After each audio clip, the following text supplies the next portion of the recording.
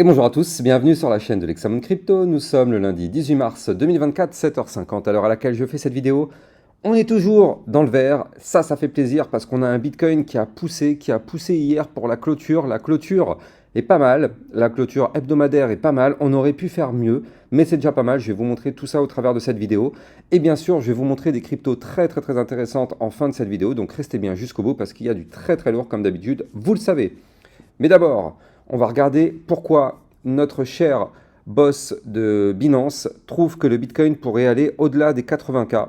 Regardez ça, c'est un article qui est paru, bah là c'était hier, hein, en disant que le nouveau PDG de Binance, donc vous le saviez avant c'était CZ, et là maintenant du coup c'est un nouveau PDG qui dit que le Bitcoin pourrait exploser au-delà des 80 000 dollars par rapport effectivement à ce qui s'est passé ces derniers temps et par rapport à eux, leurs prévisions. Donc selon leurs estimations, le Bitcoin pourrait aller bien au-delà des 80 000 dollars d'ici fin 2024. Et d'un côté, c'est vrai que ça peut se comprendre parce que effectivement, quand on voit l'augmentation de la demande et que l'offre du Bitcoin, elle est déjà moins élevée et qu'elle va être encore moins élevée après le halving, c'est sûr qu'il va y avoir ce phénomène de rareté et la demande va continuer d'augmenter quoi qu'il arrive avec les ETF. La demande va continuer d'exister. Donc pour l'instant, c'est vrai que cette théorie peut sembler valable. Pour ça, il va falloir déjà breaker certains niveaux clés. On va les regarder ensemble, bien sûr. Mais pourquoi pas? Pourquoi pas? Franchement, on aimerait tous en tout cas que ce soit réalisable. Et n'oublions pas aussi cette semaine que mercredi, nous allons avoir le communiqué du FOMC, la décision de la Fed sur les taux d'intérêt. Attention, on s'attend à ce que les taux d'intérêt ne bougent pas. Ce qui a été prévu, c'est 5,5. On avait 5,5. Donc attention, si jamais ces 5,5 sont différents, si jamais on a 5,25, ce serait une excellente nouvelle. Si jamais on a 5,75 ou plus, ce serait pas du tout une bonne nouvelle, hein. Dès qu'on aurait plus que 5,5, ce serait vraiment pas du tout une bonne nouvelle. Donc bref, mercredi, entre 19h et 19h30, il faudra vraiment être prudent par rapport au trading, à la volatilité, parce que ça risque d'être assez important. Allez, quant à nous, on va regarder bien sûr ce que nous fait notre Bitcoin. On démarre avec une vue hebdomadaire. Bien sûr, je rappelle à tout le monde que tout ce que je vais dire dans cette vidéo n'est en aucun cas un conseil financier. Donc là, on clôture la semaine qui s'est passée sur un magnifique doji d'hésitation. Je vous en avais déjà parlé un petit peu hier soir, vous le savez, de toute façon sur ma chaîne YouTube, eh bien, vous avez des vidéos vraiment très régulièrement et je vous avais fait un point spécial hier soir, effectivement, parce qu'on était vraiment sous résistance et potentiellement on allait pouvoir la breaker. Donc bref, moi, j'hésite pas sur ma chaîne YouTube à faire une, deux, voire trois vidéos, peut-être 4 par jour des fois. Donc n'hésitez pas si vous êtes intéressé, vraiment, c'est ici que ça se passe. Bref, donc là, notre Bitcoin n'a pas réussi malheureusement à breaker la résistance de l'ATH une nouvelle fois la semaine qui vient de se terminer. On le voit ici, la semaine du 4 mars, on est venu taper l'ATH, on a fait une mèche un peu plus haute.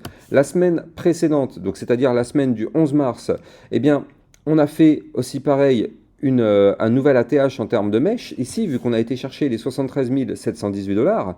Et puis derrière, malheureusement, on a clôturé une nouvelle fois sous la résistance des 69 005. Donc là, à aucun moment, j'insiste, nous n'avons breaké l'ATH. À strictement aucun moment, nous n'avons breaké l'ATH.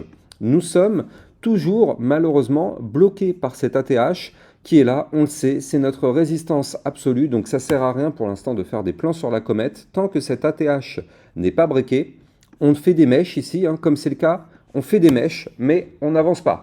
On n'avance pas vu qu'on clôture toujours sous la résistance. Mais ce qui est intéressant, c'est que là, on le voit, on est venu marteler une première fois, puis une deuxième fois. Cette semaine, on revient taper une troisième fois la résistance. On voit qu'on ne crache pas. Contrairement à ce qu'on voit ici avec cette mèche où on a été chercher quand même un point à 64 500 dollars quand même. Mais on voit qu'on ne crache pas parce qu'au final, on clôture et on reste juste en dessous de la résistance. Donc ça veut dire qu'on a envie de la breaker. C'est quand même les bulls qui sont présents parce que je veux dire, on n'est pas en train de clôturer ici. La résistance, elle est là. On clôture vraiment juste en dessous. Donc la force boule, elle est toujours présente, même si les indicateurs sont très élevés. Je rappelle qu'on a un RSI à 86, c'est quand même hyper élevé. Mais en tout cas, pour l'instant, la force acheteuse, elle est quand même présente parce qu'elle empêche effectivement les cours de cracher. On est tombé à 64 000 dollars, les boules ont racheté. Donc, franchement, pour l'instant, ça tient. Et je rappelle que de toute façon, tant qu'on est au-dessus du support majeur qui se trouve à 66 956, donc on le voit ici, ce trait jaune qui est là, Eh bien, en réalité, tout va bien. Donc là, nous sommes juste au final dans une sorte de compression entre la résistance des 69 005 et le support des 66 956. On peut rester gravité à cet endroit-là pendant encore quelques temps, hein, effectivement. Tant qu'on ne break pas de toute façon d'un côté ou de l'autre, on va rester latéralisé entre ces deux niveaux. Donc là, au niveau de la vue long terme, pour l'instant, aucun problème. La tendance reste toujours très très propre et très bullish concernant notre Bitcoin. Maintenant, un peu plus court terme, donc en vue 4 heures, donc qu'est-ce qui pourrait se passer dans les prochaines 72 heures? Eh bien, on a un Bitcoin qui pour l'instant, malheureusement, on est toujours dans une phase baissière, hein. Attention à ça tout de même, on avait formé ici un biseau descendant.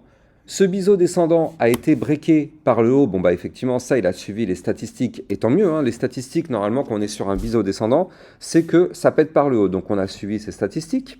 Et donc là, je rappelle que, par contre, même si on a breaké par le haut ce biseau descendant, en fait, on forme des points bas, des points hauts ici qui sont plus bas les uns que les autres et des points bas plus bas les uns que les autres. Donc pour l'instant, en vue court terme, attention, la tendance reste toujours baissière. Maintenant, pour inverser cette tendance, il faudrait, bien oui, dans un premier temps déjà, clôturer en vue 4 heures au-dessus des 69 005 $, pour déjà breaker la grosse résistance en vue court terme, et surtout faire un point haut plus haut que le précédent, c'est-à-dire plus haut que les 69 508. En faisant ça, ok, on aura réellement en vue court terme changé la donne, on sera passé d'une tendance baissière à une tendance haussière si on fait un point haut plus haut que les précédents, donc ici, parce que là vous le voyez, on a déjà formé des points bas de plus en plus haut ici, il nous manque plus que les points hauts de plus en plus haut pour valider cette tendance haussière qui pourrait reprendre, et pourquoi pas se relancer et aller chercher les 73 000 $. Surtout que là, en réalité, du côté de notre Bitcoin, on voit que, et d'une, premièrement, les bandes de Bollinger commencent à se resserrer, donc ça c'est plutôt pas mal. Bon, pour l'instant, c'est encore un petit peu large, donc on ne s'attend pas trop à un mouvement volatile tout de suite, mais peut-être dans les prochains jours, et ça pourrait coïncider effectivement avec mercredi, parce que souvenez-vous, je vous ai montré que mercredi, il va y avoir les informations concernant la Fed. Donc là, pour l'instant, on est encore un peu large, mais d'ici mercredi, ça va se resserrer un petit peu, ces bandes de Bollinger, pour pourquoi pas apporter de la volatilité. Mais en tout cas, là, on est en train de former peut-être ici un premier bottom. Si on chute un petit peu, on formerait le deuxième bottom, figure chartiste de retournement haussière. Et quoi qu'il arrive, si on pète les 69 005, puis le dernier point haut des 69 510 $, là, effectivement, on pourrait avoir un beau petit décollage. Attention tout de même, on a une zone de résistance à 70 210, qui correspond d'ailleurs pile poil au haut des bandes de Bollinger. Donc ce sera quand même une résistance importante si jamais on se met à pump. Attention à ce niveau clé. Mais là, pour l'instant, voilà, il faudra surveiller ça quand même de très très près. On a peut-être en vue, voilà, si je me mets en vue, même en vue heure, on le verra encore mieux, hein, voilà. En vue très court terme, ici, on a quand même un pattern bullish, c'est-à-dire qu'on a une sorte de tasse ici, avec la petite anse sur le côté. Donc ça, c'est une figure chartiste de retournement haussière. Donc là, bien sûr, pour se valider, on n'a pas le choix, hein, il va falloir breaker les 69 005 comme je vous l'ai dit. Mais là, pour l'instant, avec cette figure, effectivement, ça nous permettrait de s'extirper un petit peu de cette zone de résistance un petit peu dangereuse.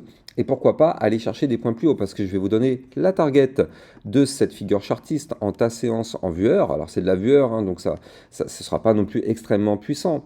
Mais juste, ça nous, voilà, c'est ça. Ça nous permet quand même d'aller chercher les 72 141 si on valide. Donc, mine de rien, c'est quand même pas dégueulasse. Donc, on va surveiller cette figure de chartiste de très très près parce que là, ça pourrait nous permettre à notre Bitcoin d'aller rechercher des points plus hauts, notamment les 72 000 $. Pourquoi pas les 73 718 qui correspondaient au nouvel ATH qu'on a formé et aller chercher des points encore plus hauts. Mais pour ça, on n'a pas le choix. On est bloqué par cette résistance tant qu'on ne break pas les 69 005. C'est inutile d'espérer quoi que ce soit, même si on a une belle figure chartiste bullish, tant qu'on est sous cette résistance, cette figure chartiste n'apportera rien du tout, peut-être même de la chute, parce que je rappelle, une résistance c'est un niveau clé à breaker, tant qu'on ne le break pas, inutile d'espérer quoi que ce soit, on n'ira pas plus haut. Donc là, on patiente, on espère vraiment que cette figure chartiste va se valider, et on va passer maintenant à nos altcoins. Nos altcoins qui présentent quand même des choses très très très intéressantes, notamment du côté du CKB. Le CKB, je voulais vous en parler, mais bon, là en fait, on voit qu'on est en train de former actuellement un double bottom en vue 4 heures, regardez ça.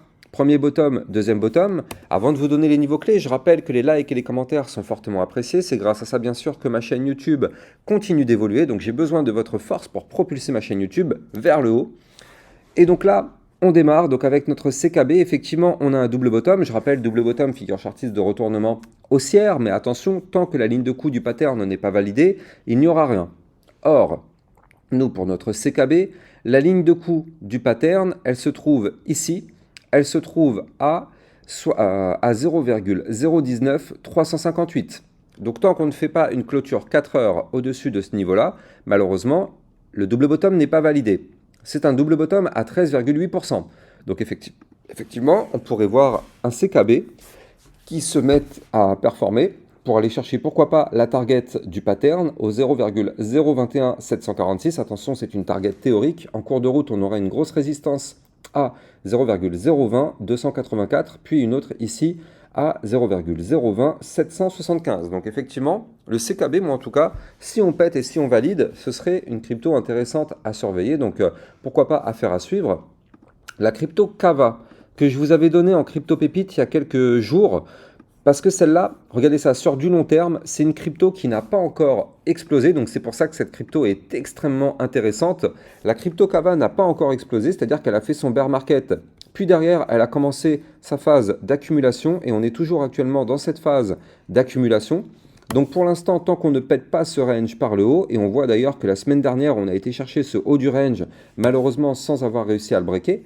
Donc tant qu'on n'arrive pas à péter ce haut du range qui est ici sur le Kava à 1,161, malheureusement, inutile d'espérer quoi que ce soit, on est bloqué. Par contre, si on pète ce niveau clé, ça pourrait être pour démarrer une belle phase haussière parce que là, le Kava, il a une grosse partie à récupérer. Parce que là, si on pète le range par le haut, on pourrait être propulsé avec un plus 70%, 75% assez rapidement, pourquoi pas, dans les prochaines semaines si on break. Attention, on est en vue hebdomadaire, one week, donc chaque bougie correspond à une semaine, vous l'avez compris, ça risque de prendre quand même pas mal de temps, donc effectivement, voilà, faut pas être pressé. De toute façon, on le sait dans le trading de crypto-monnaie, seule la patience récompense. Maintenant, cette figure chartiste-là, cette grosse phase d'accumulation, en général, quand ça se met à péter, ça pète fort, donc surveillons quand même de très très près cette crypto-là. Allez, nous, on va regarder aussi donc le AVAX. Le AVAX qui, pourquoi pas, lui aussi pourrait se mettre à décoller. De toute façon, vous le savez, tant que le Bitcoin ne chute pas, tout va bien. Mais à la seconde où le Bitcoin se met à cracher, tout le marché crypto se met à cracher avec lui. Donc là, au niveau de l'AVAX, on voit qu'on est en train de tenter en vue 4 heures la cassure du dernier point haut. Donc ici, les 60,755. Si on arrive à breaker ce niveau clé, on pourrait connaître un AVAX plutôt haussier pour aller chercher les 64,83, voire les 73,315. On va parler du Solana qui a dépassé les 200 $.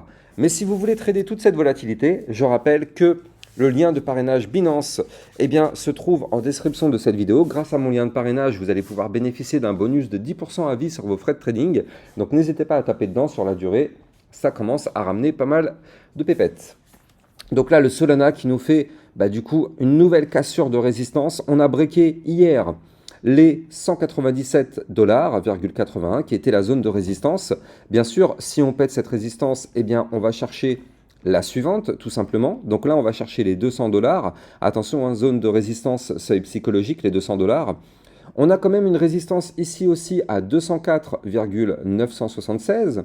Donc là, pour l'instant, on est bloqué. Bon, je vais peut-être pas la mettre aussi grosse, cette résistance. Mais donc là, pour l'instant, on est bloqué tant qu'on est sous cette résistance sur le Solana. Mais si on pète ces fameux 204,976, ce serait pour continuer l'explosion, pour aller chercher les 216,7, voire les 230,657. Donc pour l'instant, du côté du Solana, aucun problème. On est toujours dans la fusée. Je rappelle que nous, sur le Solana, on est rentré il y a environ peut-être un mois, un truc comme ça. On était rentré ici sur la cassure de la ligne de coup d'un pattern en tasse séance, qui était là, voilà, ce trait-là qui est là, 118,649. Donc depuis, on continue de se gaver. D'ailleurs, ça va être intéressant de savoir combien c'est dans nos poches. On a maintenant plus 73,97 depuis la cassure du niveau clé sur le Solana, donc c'est quand même assez incroyable. Donc ça fait vraiment plaisir, c'est dans notre poche et clairement pas de cadeau pour le marché. On va terminer sur le Chainlink qui reprend un petit peu de force. Alors, le Chainlink, lui, vous le voyez, il n'a toujours pas réussi malheureusement à breaker sa grosse résistance. Je rappelle que du côté du Chainlink, la résistance, elle se trouve à 21,309. Tant qu'on ne break pas cette résistance, malheureusement, c'est pas bon. On est bloqué. Maintenant, qu'est-ce qu'on voit? On voit qu'on a été rejeté par la résistance, mais regardez ce qu'on fait. On fait consolidation pump, consolidation, pump, consolidation. Donc si on suit la logique, on devrait avoir un pump suite à la cassure de ce mouvement. Mais attention tout de même, parce que bon, pour l'instant, ce n'est pas encore le cas. Mais là, on voit qu'en vue plus court terme, on commence à regagner des zones de résistance, donc ça c'est bien. On repasse au-dessus des 19,074, qui est notre résistance actuelle. Si on la break, c'est pour aller chercher les 19,815, voire même les 21,309. Soyez vraiment au rendez-vous ce midi, rendez-vous à 12h30, parce qu'il y a une vidéo méga importante que je vous fais.